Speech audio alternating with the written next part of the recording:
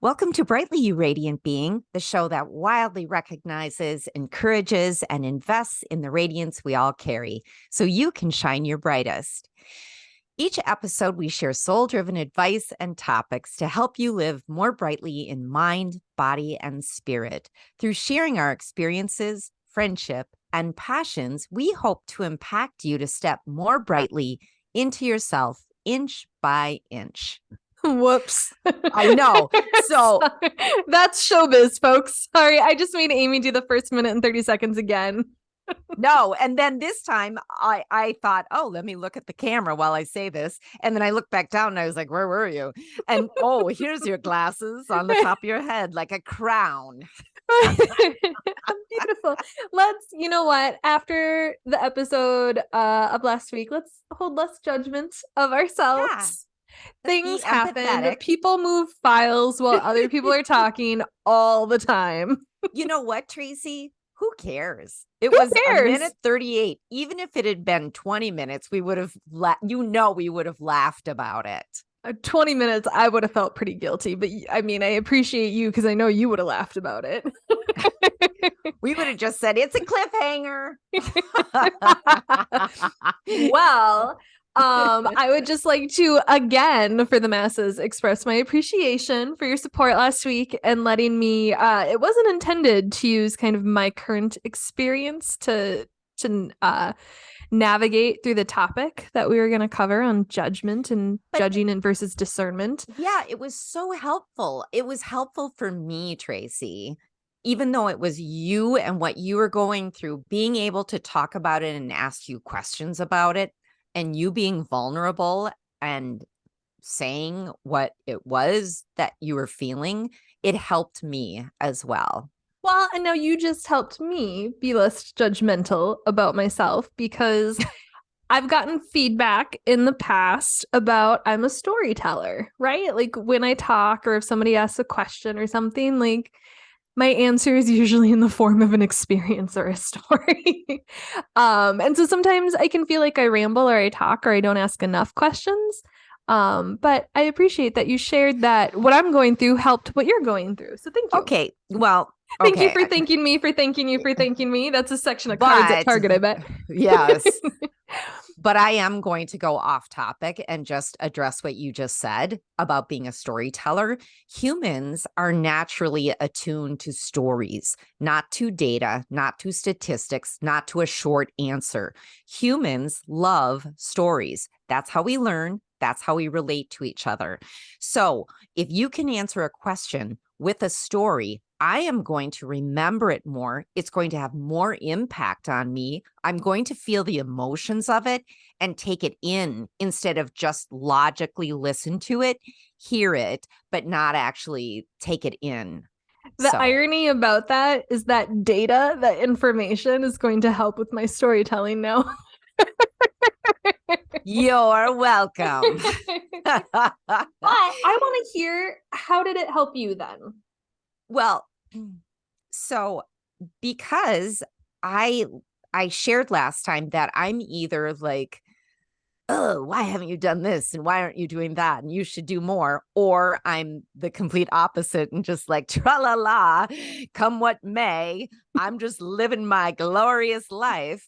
And so I'm either totally judging myself for things that I shouldn't be judging myself on, or letting things slide that I actually should be working on.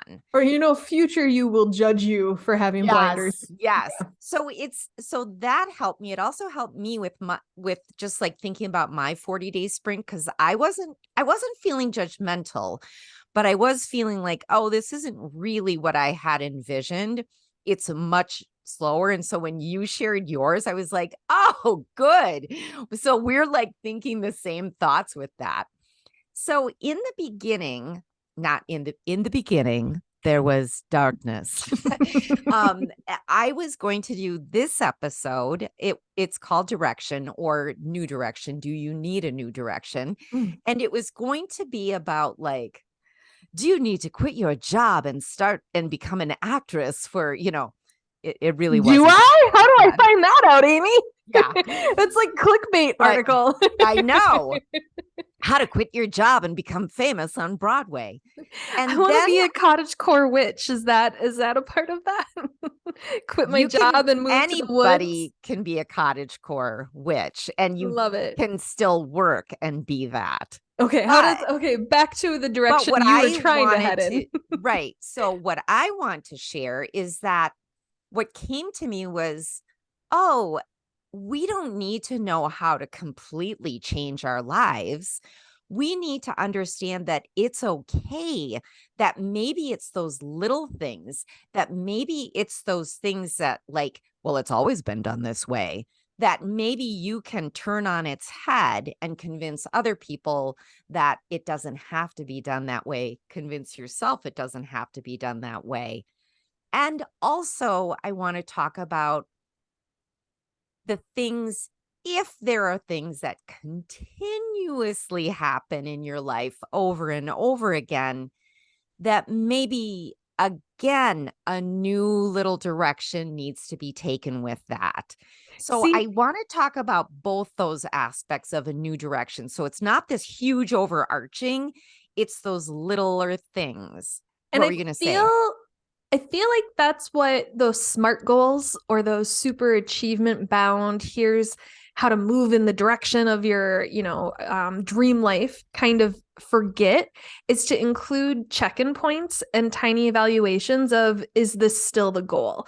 And I think that's why people like end up about to walk down the altar and realize they don't want to marry someone, or Oh, end up dear 20 Lord. years into a career that they absolutely hate and now feel too old and burdened to Yeah. start new, right? And So that's what we built y- into the my 40-day sprint. Wasn't that it's like this hard and fast, this is your routine for 40 days, can't do anything, but it's a dress rehearsal to see if what I think will work in my life will work.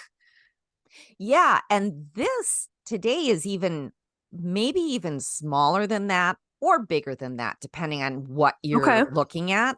So, one of the things that first came to mind is just sort of that whole thing around, well, it's always been done this way. This is the way it's done.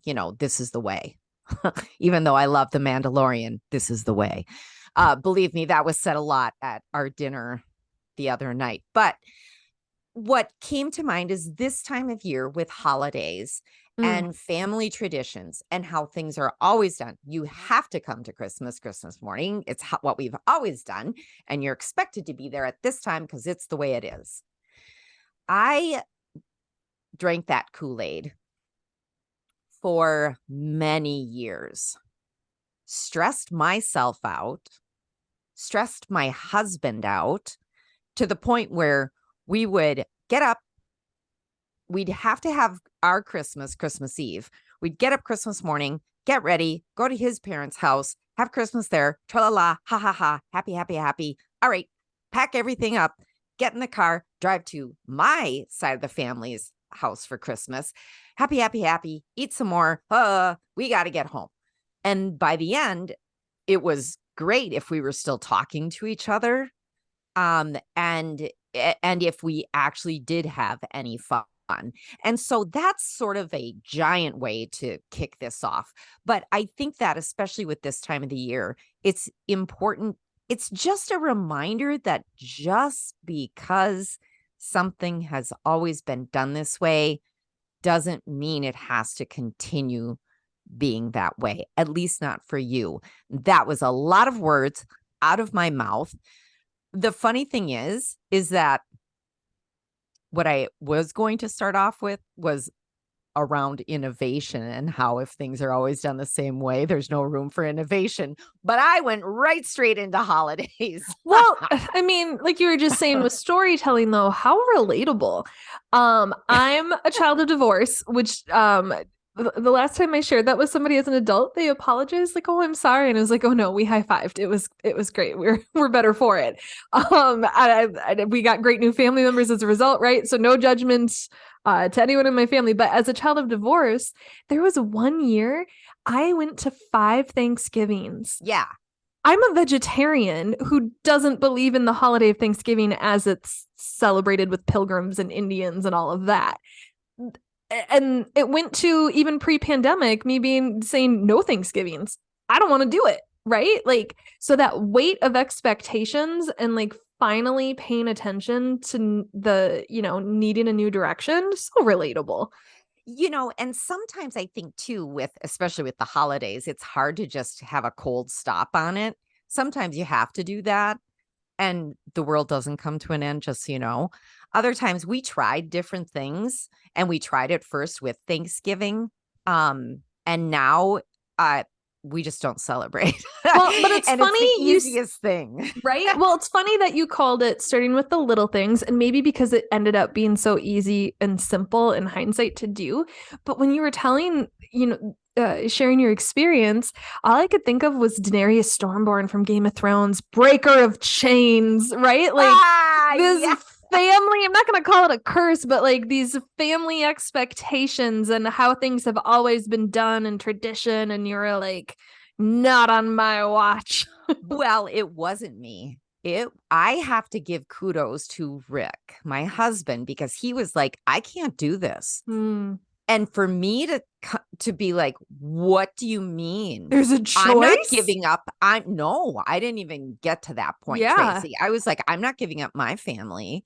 Why do we have to do this? Like, there were such deep rooted feelings around this. And we talked and talked and talked. And then when I finally realized he must have said the right words in the right order for my brain to finally go, oh, it's like it just shifted into place, that we could do our own Christmas for my side of the family, and we could do it the way that we wanted to do it, and no presents or expectation, and we could make it fun. And then I wouldn't have to be stressed about Christmas Day. And what is the day anyways? It doesn't have to fall on that day in order to share joy and peace and happiness with your family. Once we did that, it was like the heavens opened up. And that was the first time that I went, oh, you really don't have to do what's always been done. That just made me think about a couple years ago, I took a class on like compass and maps reading at a local like sports store. Of course you And did. yeah, I didn't really learn a lot in it because the guy super knowledgeable, but it did not come with a plan. It was just like, what do you want to know? And it was a bunch of people like saying things that they've heard of, and he'd be pointing out what's true and what's not. And I'd be like, I knew nothing before this. I'm only going to remember what's not true. But the one thing that did stick with me is he said true north changes. That every so many years, the direction of north changes. The magnetic field is shifting. Currently, it's Stillwater, Minnesota. And so if you like, let's say you got lost in the woods and you stumbled upon an old ranger station from like 1852 that's been forgotten about and abandoned, you couldn't trust that map because north is different. You now have to know the formula and do math to figure out the degrees for what north really is. And so when you're doing what's always been done, right? Like your compass isn't calibrated right. And that I love this analogy so much I can hardly stand it. Yeah, in order to change that direction, you have to do that whole Martha Beck thing of finding your own true north. And like that's what you and your family did. And sometimes it's going to come from like the sign and symptom of like we're unhappy, and somebody has to be willing to point out this isn't good, right? This isn't right, because unhappiness or like the feelings that come with expectation, because it's not that you don't love your family or your traditions, but that it lost what it used to be, right? Whatever magic it was or whatever made it, it became something you had to do or you did out of commitment, and the magic got lost. And it took somebody acknowledging like, oh, this isn't it anymore. And how scary is that to be that rule breaker? It is scary because then the other people who are still in it's always been done this way, they have to have that proof that when it isn't done, it's still okay. Everything is okay. The world still turns, and maybe it's even better now for you because maybe now you have a better time because you're not like, where are they? Why aren't they here yet? They were supposed to bring the rolls or whatever, the case may be. And this is, of course, one specific thing with the holidays. But also, I think that you can use that and sort of lay that template over so many different things. But that true north and that the true north changes, I just think too in ourselves, what was once important maybe isn't important anymore for us, but yet we still give it the same importance by doing the same things around it. Have you recalibrated? I love that so much. I can hardly stand it. I think about there's some, I feel like when Rick and I first got married, anything that he would say that was not what we typically were supposed to be doing in my head, it would just be like, no, shut down. I'm not hearing this. La, la, la, la, la. Then I finally started to listen. Then I finally actually didn't just listen, but I heard it. And then we would start doing different things. And then what's happened is it's leaked into other parts of my life, not just like what's expected of us with other people in our lives. So I feel that it's leaked into just like even everyday things. And the funny thing is that I was even going to talk about the 40-day sprint. And we kind of started out with that, but just like, I feel like, so with the 40-day sprint, a lot of it was stopping doing things that I've always done, kind of like what we talked about before, right? You're eliminating those just day-to-day things, those habitual things that you do. But that's pretty hard. So that's as hard as trying something new, but you have to do that. So I am at this point, like, you and I talked a little bit about NaNoWriMo outside of recording. And you asked me, you said, how is NaNoWriMo going? And I said, terrible. Thanks for asking. And you were like, oh, I wasn't sure if I could ask because you hadn't brought it up. And for me, it feels like I think I might be getting to the root of this. I've always been a pantser, and a pantser is just like, I've got an idea. Let me just jump in and start writing this until I get to a point that I have a problem and I don't know how to solve it because I did not do any plotting whatsoever. So then I have to stop for 2 years, right? Because what the hell? I don't know what to do now. God forbid I should plot. I sort of try to plot and then it's like, I don't know. And then I get another download and then I end up with a disparate sort of manuscript that has like stops and starts and gaping holes. So while NaNoWriMo has been terrible, I've actually pulled back and said, what if we started over? Almost as if like we don't know what we're doing. And I'm taking these how to plot. And every day I'm listening to 1 or 2 episodes, getting the worksheets. This is really hard. So it sounds like you had this big goal and you've had this goal and it's a common goal. I want to write a book. Yeah. It's so common that they've dedicated this whole month to really trying to inspire people to focus and batten down the hatches and just do the thing they've most wanted to do but haven't been taking action on, right? Or just like, hey, kind of like my 40-day sprint. So my 40-day sprint is about building a routine, a new daily routine that's functional for me, getting back to good habits. A 40-day sprint could be NaNoWriMo, right? Like it could be whatever you want to be. It's like a focus time thing. But for you, what you've learned by being willing to like pause and reflect and choose a new direction is you realize I'm not prepared for this big goal yet. That how NaNoWriMo is structured does not work for how I am built, doesn't work for how I process, how I like to do things, and how I have done things for the entirety of my life, right? And I've learned I have to build those skills or certain skills to achieve the bigger goal. So you've chosen or found this new direction you need to take. It's going to be a longer road than the NaNoWriMo one you were originally on. Definitely. But it's going to be such a more enjoyable route for you, right? Like, it's Yeah. like I hiked up this one mountain in I don't remember where it was, but I was in Lake George, New York, in the Adirondacks, and we, because of poor planning and just who we were, we ended up just going steep rocks, steep, slippery rocks, somewhat on a trail, but just like a straight up, not quite climbing because we didn't have ropes, but like it was a challenge. And we got up there, and I'm looking around. There's like 70 people up at the overpass, and I was like, where'd you guys come from? Did you drive up? And they're like, no, this trail over here.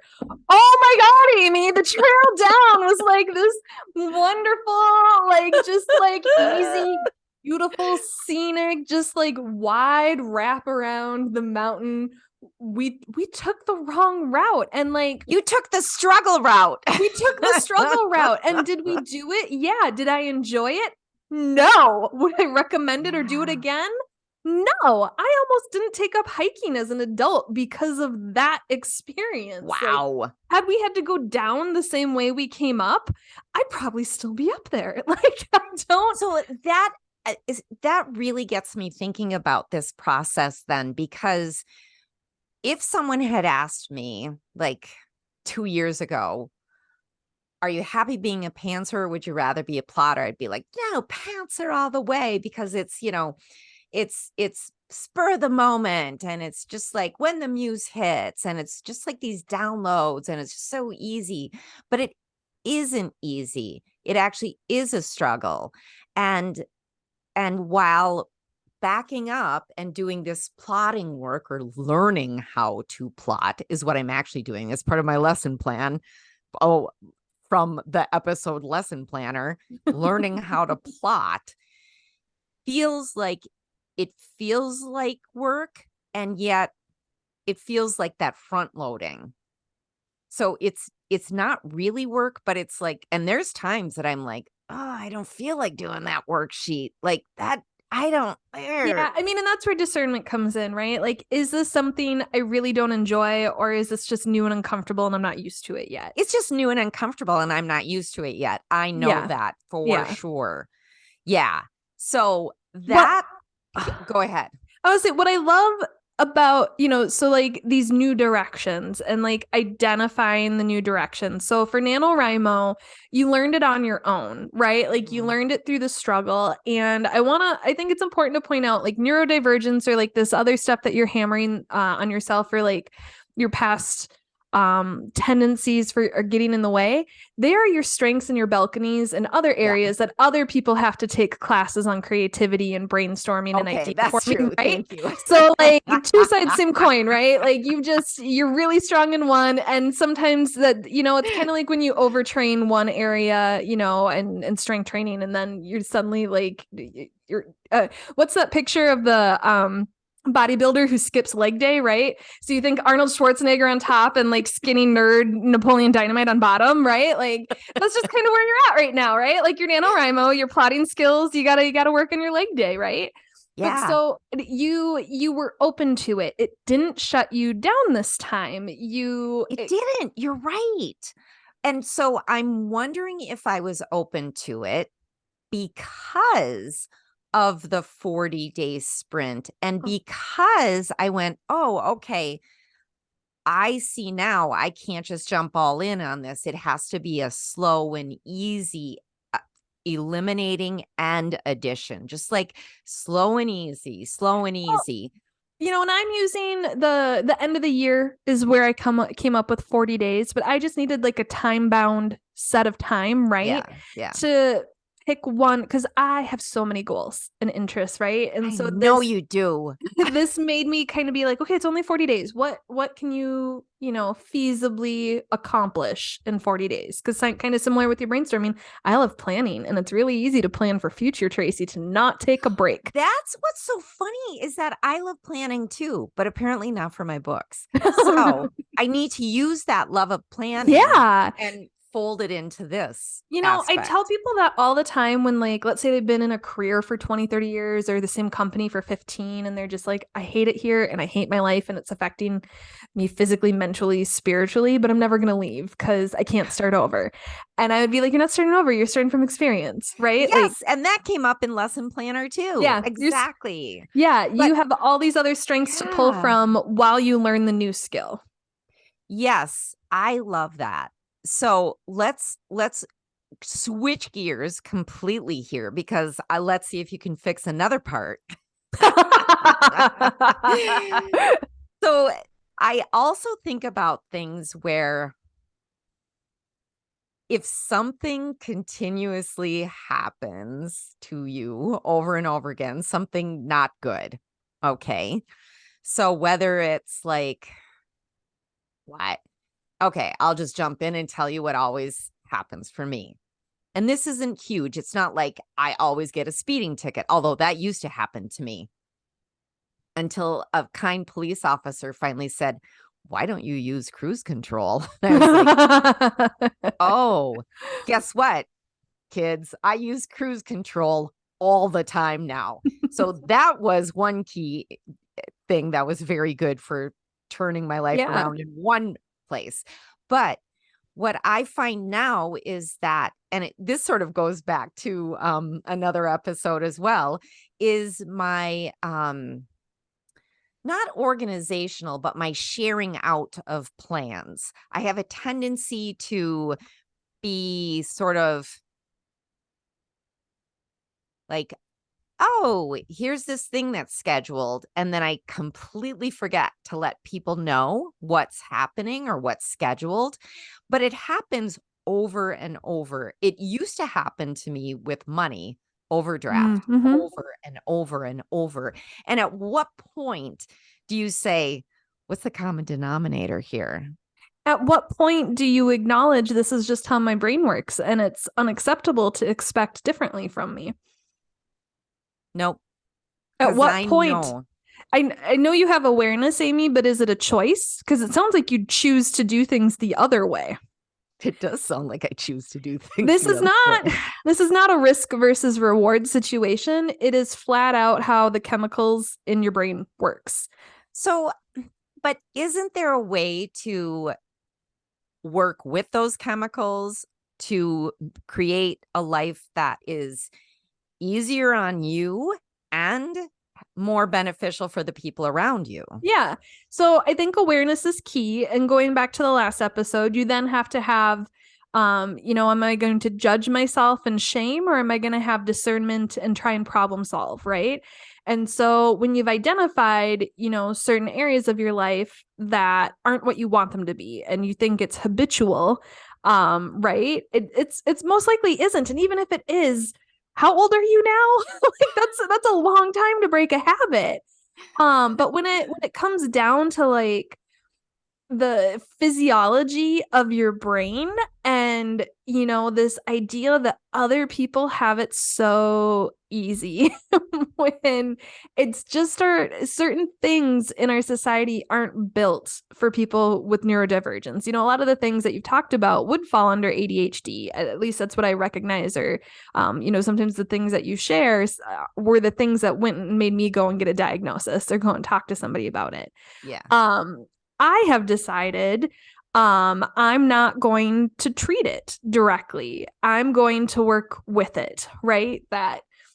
So for me, it was about habit stacking, right? That I had to build certain habits and routines to avoid the really, really negative things, like with financial stuff, paying bills, right? Like I got paid Friday and I woke up and before I did anything else, I paid my mortgage, right? Because who Mhm. forgets to pay their mortgage, Amy? And even, like some things you can do is like auto pay and other stuff like that. But when you get paid on the 25th and your mortgage is due on the 1st, a lot could happen in 6 days. That's true. Right. And so there's like Mhm. certain habits and things where once I understood for me, the negative consequence of not doing something, right, was pretty high. Whereas for you, right now, some of the negative consequences is just not finishing a book, right? And so on the one hand, it's not important because your daily needs are being met, right? You're housed, your Mhm. relationship is okay, you're getting to work on time, right? Um, you have good relationships with friends and family, it sounds like, right? But on the other hand, your dream is out of sight, out of mind. And it's like a huge dream of yours. How dare it be out of sight, out of mind, or Mhm. distractible? And so I feel like, in terms of like, what do I do with these things that keep happening? It's these analysis that we've done and the building the routines and then learning where you need to outsource, right? Like for me, the accountability partnership is going to be really great in some areas of my life and achieving some goals. It's not going to work for me in others because I don't have to share. That's true. I think I need someone, I think I need an accountability partner. I think I need an Yeah. actual person who is as invested in themselves as I am in myself. Yes. And what the nicest thing about my accountability partnership is it has not been about like a drill sergeant and like reporting up. I have a boss. Mhm. He's not my boss. He's not my manager. He's not, he's the person that I go to and like talk about why things are hard and why it's not happening. And I be vulnerable with. And then we Mhm. work through it together and say, okay, it's not uncommon for one of us to be like, okay, how can I help you with this? And then if the person doesn't have an idea in mind, it's like, okay, here's how I see I could help you with this. And then the person gets to pick. It's a Yeah. partnership. Like that's the key about it is it's helping to keep us accountable. We're not always accountable, but it's creating the space for the accountability. So if you really want to be a plotter and a writer, I think maybe you need a writers group. Um, people who right, so then there's that trade-off, like is this really what I want or not, right? Like the other things that come with it, is it just a single person, what is it that would help you achieve those goals without shame and judgment? Yeah, I think I almost have to use the same thing that we were talking about before, like trying it on. Just try it on. See what could happen with that. Because in the past, I've had people who were kind of accountability partners, only what they ended up being was like, that's okay. I didn't do it either. And so you have to be willing to call each other out on that, but like, my Hmm. accountability partner and I, we went through something similar this summer, but like we also acknowledged, okay, this is a sign our goals aren't our goals. And so this will be a space to just kind of commiserate for a bit because at least we're not ignoring it. Right. Hmm. And so like but we would call each other out on like, okay, so we didn't achieve anything this week. We didn't, okay, what's one thing, just one thing you're going to do for next week. Right. And we just started focusing on the little things. But maybe what you need, is an accountability partner, but like a new direction partner, right? Like this episode's all about like new directions, and Hmm. the story you started with your husband pointing out some stuff about the holidays was like that was just like eye-opening in other Hmm. areas of your life. Yes. And then it became contagious to the people around you. Hmm. So I mean, it made me think of that movie Pleasantville when everyone's in black and white, and then as people's Yes. eyes start to get open, they're in color, and Yeah. then it's like some of the people are become prejudiced against those in color, and other people become prejudiced against those still in black and white, and it's just like you need to find people going through similar things you're in, and then also maybe someone who's already been there, right? Because that person will hold you more accountable than I didn't like, there's a 30-year difference between me and my accountability partner, right? So there's some stuff I think I'm an inspiration and reinvigorating for, and there's other stuff he's like a wise guide for me on because he's more of a Right. mentor than Right. but yeah, you've identified you need a new direction. Right now it feels like it's plotting. But once you learn to plot, if you're still not plotting or still coming up on the issues, like what's the actual new direction you have to take? I'm not willing to look at that yet. You don't have to, but that's Yeah. Yeah. No, I think that, well, here's the thing. No matter what, I love the process, even when it's pantsing and it can be difficult. I still love it. I still love the written word. I love creating words on the page. So there is still that. It doesn't mean I have to give that up. But I also have, I mean, in the past, I've also done other writing. I've done blog posts. I've yeah. done, letters. I've done, I mean, I'm the go-to email. I create the Communicator. emails for everybody, and then they just copy my email and send it out. So there are other forms of writing that I could do, but I think that this is just something that I've always wanted to do. And so for me, the new direction is not like I'm going to stop being a writer and do this other thing. The new direction is just in the how. How am Well, I going about this? you've come up against a rock, right? Mhm. And you've labeled it plotting, right? Can't go over it, can't go through it, can't go right. Like what's that story? Like can't go through it, can't go over it, got to go around it, right? So Mhm. what if, you get around plotting and then you go on the trail and there's another thing, right? Like I think this willingness to search for the new direction and to take it sight unseen, right? Without that map, with an inner compass, Yeah. is because of your strength in pantsing. Or I don't know if I'm saying that word right. That's a new Oh, word to me, right?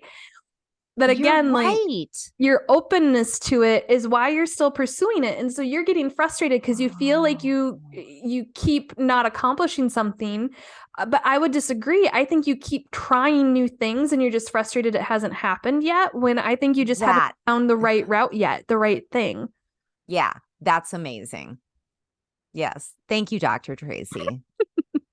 Well, if this episode also spoke to you, please share it with anybody who gives out honorary doctorates. I hear Taylor Swift got one. We'll see what they have to say about me. Or just share it with a friend. And if you have time, please give us some love on your preferred platform with a rate, review, and subscribe. You can also reach out to us via Instagram and YouTube under The Brightly Podcast or via email at brightlypodcast@gmail.com. And with that, we hope you have a bright and beautiful day. Bye. Bye.